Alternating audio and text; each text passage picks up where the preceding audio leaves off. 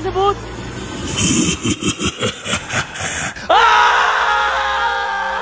ভয় পাইস না, ততক্ষণ পর্যন্ত আমরা এই সার্কেলের ভিতর আছি আর এই মোম জ্বলতেছে, ততক্ষণ পর্যন্ত সঞ্জনা আমাকে কিছু করতে পারবো না। কিন্তু ভাই মোমবাতি তো ফুরাই যাইতেছে, এখন কি হইব? মোমবাতি ফুরাই গেলে বুঝবি আমরাও ফুরাই যাবো। তোরা আমার কামে ডিস্টার্ব করলি কে? সঞ্জনা, তুমি খালি হলুদ সাংবাদিক করে মারতেছো কে? মিডিয়া হলো এদেশে সব থেকে বড় শক্তি, কিন্তু হলুদ সাংবাদিকেরা মিডিয়ার একটা মজা বানায় রাখছে। এদেশে ছোট ছোট বাচ্চারা ধর্ষণ হয়, খুন হয়, এগুলা নিয়ে কোনো নিউজ হয় না। কিন্তু পাকিস্তান থেকে কোন নায়িকা বাংলাদেশে আয়া বাদ মারলো, পরিমাণে কি ড্রেস পরলো, কে ভাত বেচলো, কে কেক বেচলো, এগুলা নিয়ে হাজার হাজার নিউজ হয়। আর আমি যখন ধর্ষণ হই, এটা নিয়েও কোনো নিউজ হয় নাই। শেষ পর্যন্ত আমার মরতে হইলো। তাই এদেশে হলুদ সাংবাদিক একটা বাচ্চা দিব না, সব করে মেরে ফেলামু। আর আমার যে বাধা দিব তা করে মেরে ফেলামু।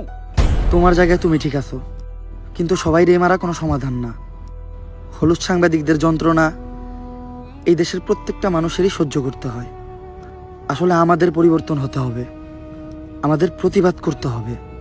আমরাই পারি এই দেশ থেকে হলুদ সাংবাদিক নিরাময় করতে। কিন্তু আমি থাকতে তোমাকে আর একটাও জান নিতে দিব না। পারলে টাকা। ভাই এটা কি কইলেন? এখন আমাকে কি হইব? আরে তুই চিন্তা করস কে? ততক্ষণ পর্যন্ত এই মোম জ্বলতেছে, ততক্ষণ পর্যন্ত সঞ্জনা আমাকে কিছু করতে পারবো না। আচ্ছা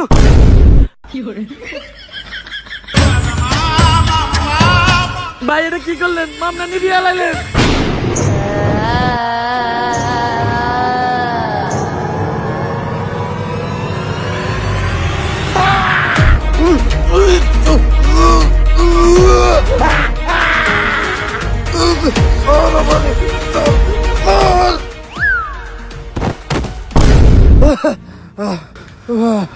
পুতুলটা পড়ার লগে লগে সঞ্জনা পড়ে গেল, তার মানে কি